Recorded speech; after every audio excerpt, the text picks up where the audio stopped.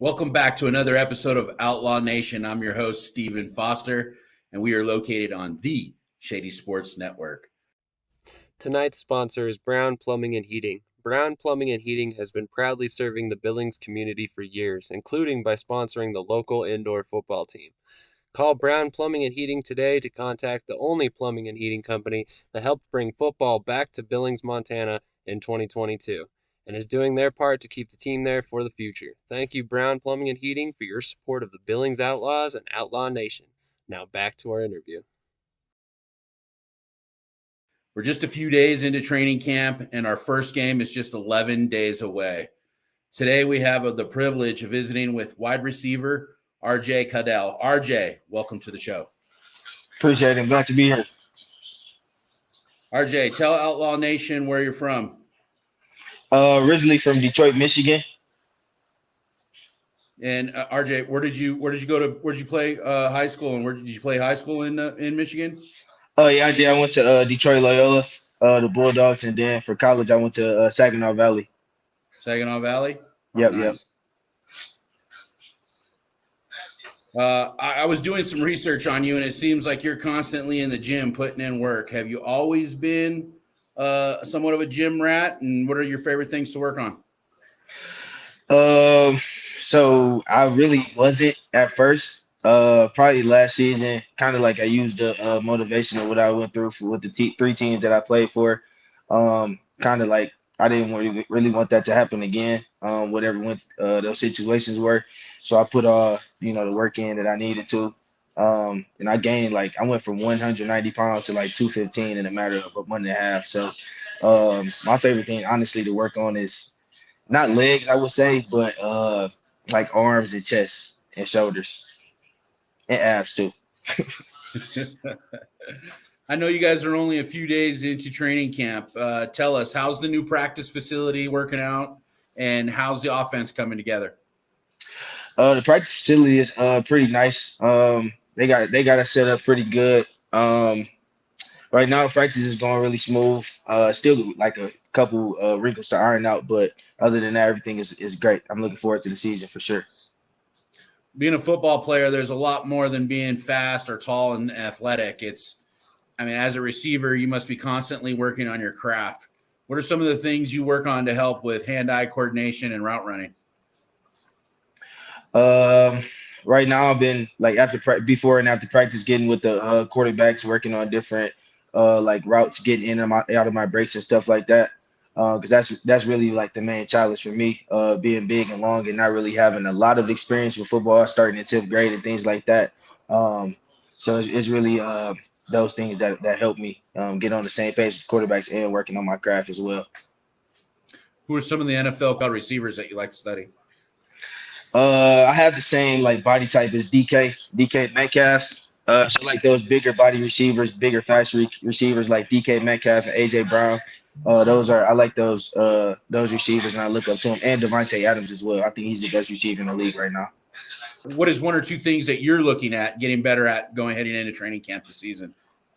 Like I said, just working on getting in and out of my breaks a little faster, so I could time the routes up with the other receivers and things like that. I think that's really the main thing, honestly. But everything is good. I'm big, fast, physical. I love to block. I love to be available for my team, lift my teammates up, and things like that. So I really won't have a problem with that. But just getting in and out of my breaks. Do you like what you see out of new offensive coordinator Gabriel Martinez?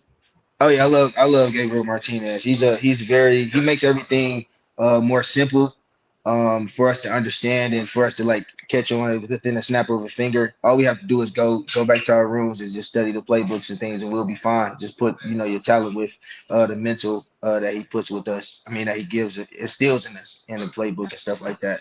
Makes it real simple. I like it. I love him. Nice. As fans, we always hear receivers talk about route trees. Explain to the casual fan what a route tree is, and does your route tree change from from outside football to indoor football? So basically, a route tree is the certain numbers that in a play call, or the certain numbers of play call. So each number has a different route. The smaller numbers tend to be the shorter routes, and then the longer ones tend to are the longer routes. So yeah, that's pretty much what that is. And the difference between indoor and outdoor, it's not too much of a difference. The only difference is we have a 50-yard field, so some of the routes are kind of like shorter, I would say, or the longer routes you have to cut them shorter because you'll run into a wall trying to run a deep route or whatever, like indoor as opposed to outdoor as well. So. All right, it's time for our 6-shooter segment. 6 random rapid fire questions.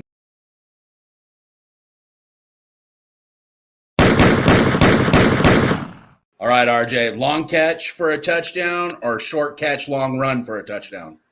Short catch, long run, of course. Favorite NFL team? Detroit Lions. Favorite NFL player? Devontae Adams. Favorite flavor of wing? Oh, that's a good one. Uh, Huckleberry. Huckleberry. What I just had it down here. It's amazing. Huckleberry. What are you dipping that wing in? Nothing. I need nothing. Nothing. Favorite music? R&B. Thank you, RJ, for participating in the 6-shooter segment.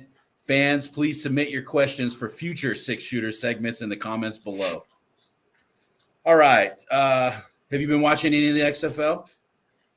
I definitely have. I watched the Battlehawks game when they came back. The scoring system and the whatever the 4th and 15 rule on the kickoff, where you could either kick off or fourth. Yeah, that's great. I love that. It keeps the Yes, game more interesting. They have a lot of fans as well.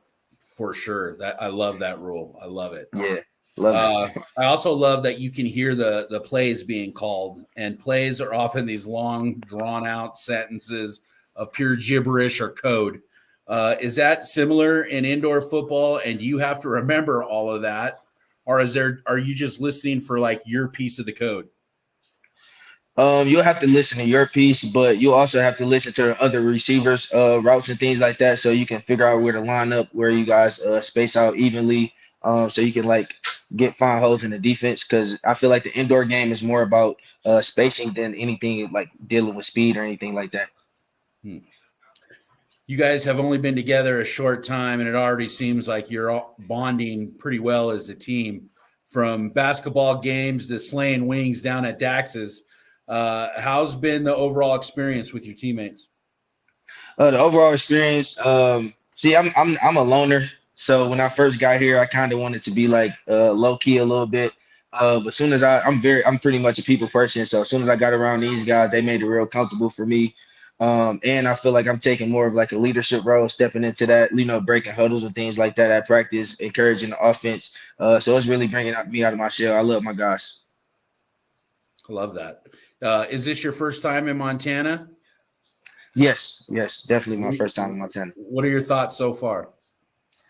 I'm from Michigan, so the weather isn't really a big thing for me, the weather transition. But looking out my window every morning, seeing that mountain, I don't know what mountain it is, but I'm looking out every morning and it just motivate me. You know what I'm saying? It's beautiful. It's motivating me even more to be here. It's beautiful. Yeah, I know for a fact Coach Laughlin, Coach Martinez, Coach Brooks, Lisa in the front office, they've been putting in work, making sure everything is in place for the players going into the season. I know you weren't here for the beginning of last year, but how does the beginning of this season compare to other places you have been? And would you agree that it seems pretty well put together? Oh yeah, definitely is. I feel like it's similar to Iowa situation, and to be ran like on this level at like an IFL team, it's like it means everything. Like they got us up with food vouchers. They have a solid place for us to stay with great employees, a great staff, and things like that. They're very nice to us. Compared to other places, I don't want to get too much deep into my Southwest Kansas situation, but yeah, just having a solid place to stay and things like that, just very comparative to the IFL. So it's a very good thing. I love being here. I'm very glad to hear that. Thank you for sharing that. So, After you score a touchdown, are you going to be Barry Sanders like and no celebration, or are we going to get a little dancing out of you? so my first touchdown is gonna be my first professional touchdown. So I'm planning on keeping that ball, but every time I score, I'm act like I've been there before. I'm a professional, so I don't need to lose my mind. Would you say you're more of a speedster wide receiver or physical go up and go get the ball receiver? I can do anything that the offense allows for me to do. Honestly, I run a 4.38. my 40, and I have a very high vertical. I'm very physical, very big, fast, and strong. So, like I said, very DK Metcalf, like, and AJ Brown, receivers like that. That's going to be exciting to watch. Oh man. What can Outlaw Nation expect from you this season? You guys can expect very high energy. I'm a great person on and off the field. I'm good with the community. I'm good with fans and things like that. You guys can expect a very, very exciting young man, and I'm looking forward to maturing here as well with my indoor game. I'm sticking around here for sure, winning the championship. Appreciate that. RJ, is there anyone you would like to say hello to or give a shout out to? I want to give a shout out to my parents because if they weren't, if it wouldn't be even on me if there wasn't them. I also want to give a shout out to God because that's the person that instilled the talent inside of me, and my family support and my friends back home and things like that. For just being here for me through the rough times, through the rough patches and things, and I made it through. So I feel like God gives his toughest challenges to his hardest soldiers, and I'm definitely one of the hardest. RJ, I appreciate you being on the show tonight. There you have it, another episode of Outlaw Nation on the Shady Sports Network. Please be sure to subscribe to the channel because with every new subscription, the voice and spotlight on these players and coaches gets louder and brighter. Until next time,